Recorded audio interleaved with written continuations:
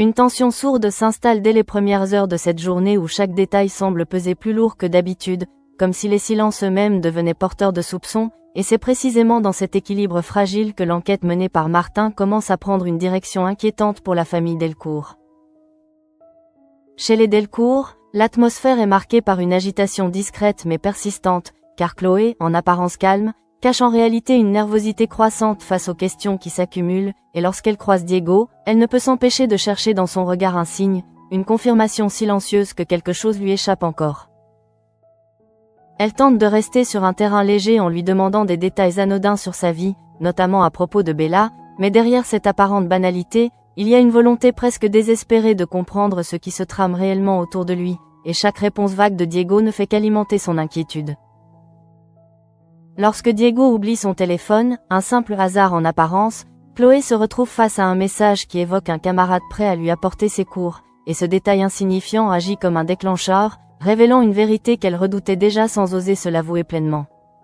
Elle comprend alors que Diego s'apprête à sécher les cours, mais plus encore, elle sent qu'il s'éloigne peu à peu d'un cadre qu'elle pensait encore maîtriser, et malgré ses tentatives pour relativiser la situation, l'angoisse commence à s'insinuer profondément en elle. Dans un mouvement presque instinctif, elle appelle Alex à l'écart, cherchant à partager ce malaise qu'elle ne peut plus contenir seule, et ce besoin de se confier montre à quel point la confiance entre eux devient essentielle face à une situation qui les dépasse progressivement. Pendant ce temps, ailleurs, l'enquête suit son cours avec une précision méthodique, et c'est Manon qui apporte un élément déterminant en identifiant une série d'autres cambriolages présentant des caractéristiques similaires, notamment l'usage d'armes factices et un profil de braqueur physiquement en forme mais manifestement inexpérimenté. Ce constat redessine les contours de l'affaire, éloignant l'hypothèse de professionnels aguerris pour la remplacer par celle d'un groupe improvisé, audacieux mais encore maladroit, ce qui rend leur comportement d'autant plus imprévisible et potentiellement dangereux. Cette évolution de l'enquête coïncide avec une tension palpable au sein du groupe de Bella, où Diego semble de plus en plus pris entre plusieurs forces contradictoires, notamment dans sa relation avec Ben, dont l'attitude laisse transparaître une rivalité ou une méfiance qui ne cesse de grandir. Dans un autre registre, la vie quotidienne continue de suivre son cours, mais elle est elle aussi traversée par des tensions sous-jacentes, comme en témoigne la relation entre Nor et sa mère Leila, marquée par une distance émotionnelle difficile à combler. Nor, en confiant à Romain son état d'hypervigilance constant, laisse entrevoir une fragilité qu'elle tente pourtant de dissimuler, et son refus catégorique de participer à la fête organisée pour le retour de Leila ne fait que confirmer l'ampleur du fossé qui les sépare. De son côté, Romain, touché par l'attitude de Leila, perçoit une sincérité dans ses intentions, ce qui l'amène à croire que cette dernière ne repartira pas sans avoir tenté de réparer ce lien brisé, mais cette conviction se heurte à la froideur persistante de Nor. Dans un autre coin de cet univers en mouvement, William s'active à recréer une ambiance chaleureuse en organisant un pot de bienvenue, évoquant avec enthousiasme le retour de ce qu'il appelle la « Dream Team », mais cet élan collectif se brise brutalement lorsque Nor annonce qu'elle ne viendra pas. Ce refus agit comme un rappel brutal que certaines blessures ne peuvent être effacées par de simples gestes symboliques, et que derrière les sourires et les efforts apparents, des conflits bien plus profonds continuent de se jouer. Ainsi, entre les doutes de Chloé, les découvertes de Manon et les tensions relationnelles qui traversent chaque personnage, l'équilibre déjà fragile de cette communauté commence à vaciller, annonçant des révélations qui pourraient bien bouleverser durablement les liens qui les unissent. Pendant ce temps, l'enquête prend une tournure plus concrète, presque oppressante, lorsque Damien approfondit les analyses techniques, et ce qui n'était jusqu'alors qu'une série d'indices dispersés commence à se transformer en une piste cohérente, capable de relier directement les événements entre eux.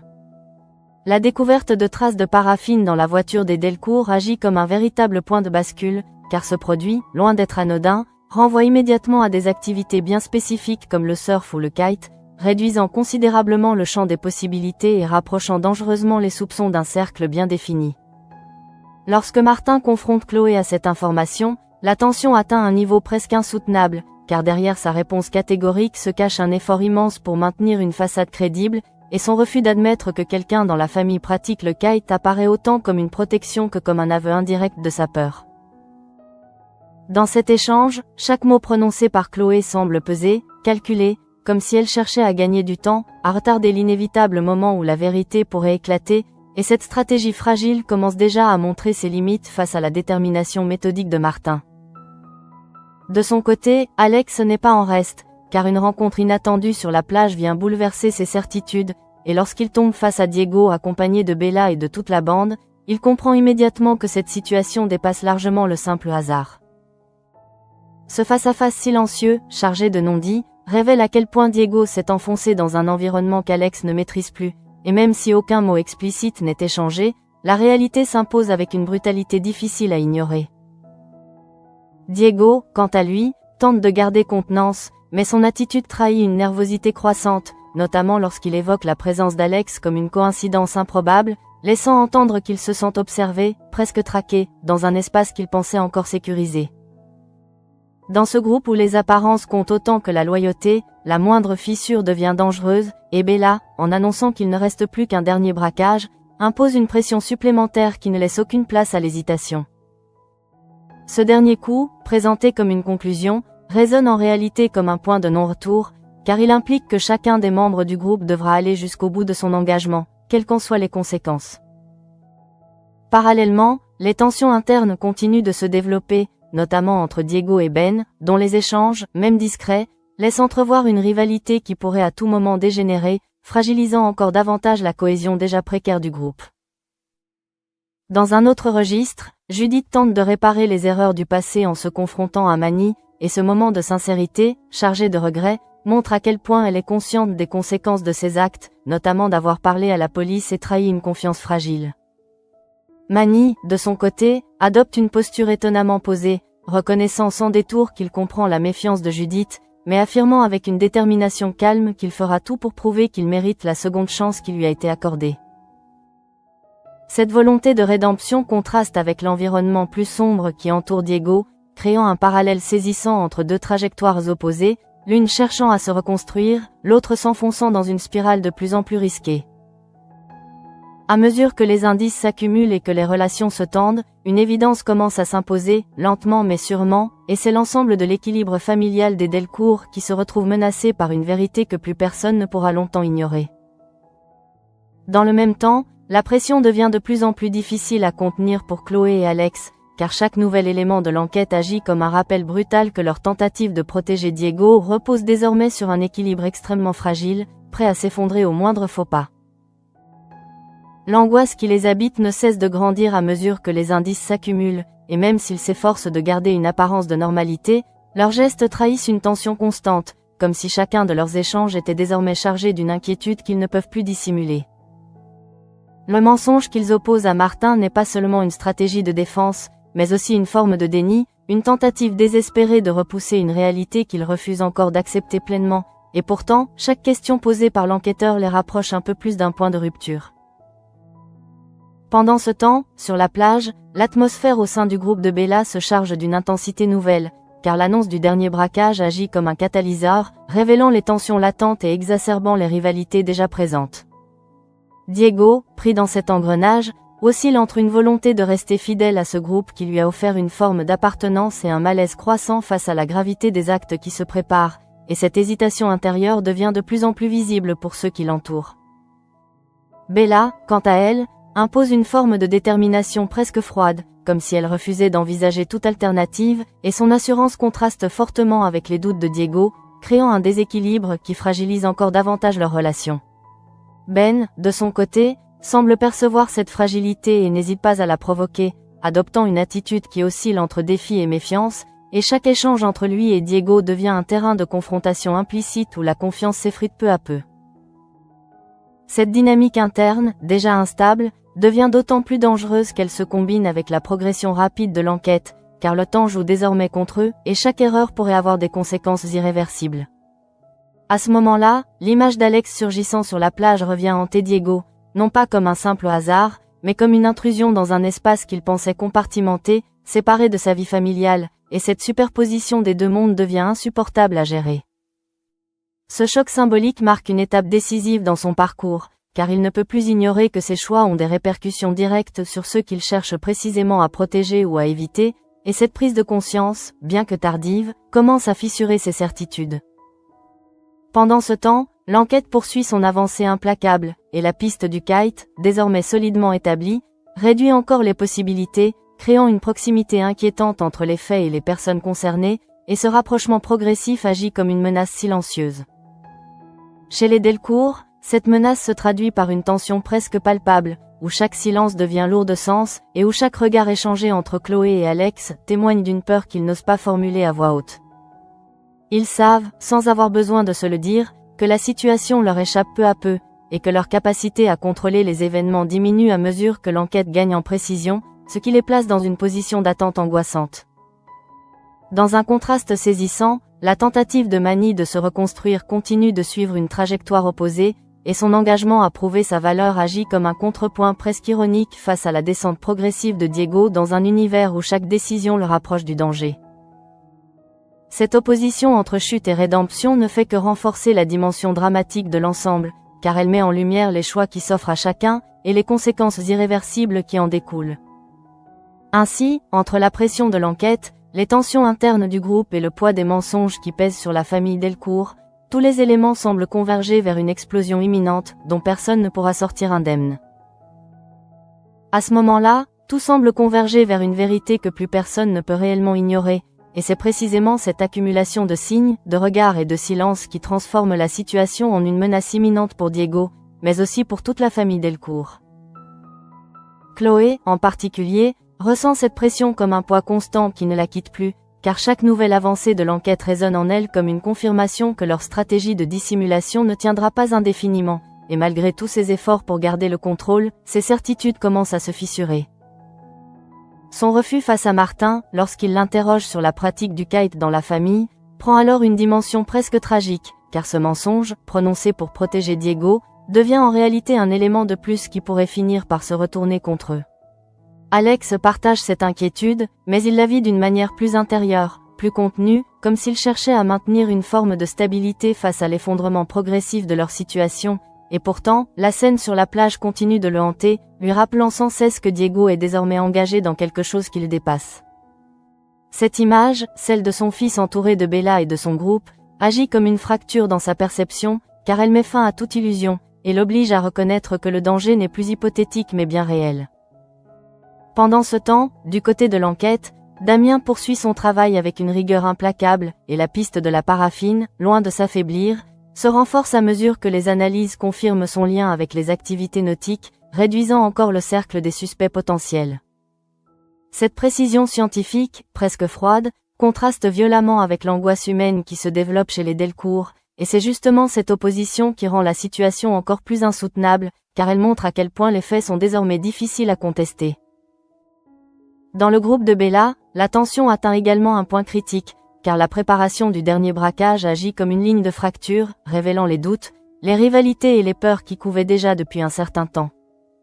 Diego, de plus en plus tiraillé, se retrouve face à un choix implicite, celui de continuer jusqu'au bout ou de tenter de se retirer avant qu'il ne soit trop tard, mais cette décision devient de plus en plus difficile à prendre à mesure que le groupe resserre son emprise sur lui. Bella, fidèle à elle-même, ne laisse aucune place à l'hésitation, et son assurance presque autoritaire impose un rythme que les autres doivent suivre, qu'ils le veuillent ou non, transformant ce dernier coup en une épreuve décisive pour chacun d'entre eux. Ben, quant à lui, continue d'alimenter les tensions, et son attitude, faite de provocations et de regards lourds de sous-entendus, crée un climat où la moindre erreur pourrait déclencher une confrontation ouverte, mettant en péril l'ensemble du plan.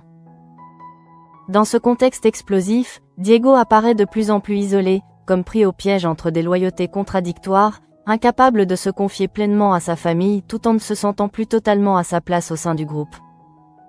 Pendant ce temps, les efforts de Judith pour réparer ses erreurs passées prennent une dimension plus sincère, et son échange avec Manny laisse entrevoir une possibilité de réconciliation, mais cette lueur d'espoir contraste fortement avec la noirceur de la situation dans laquelle Diego est plongé.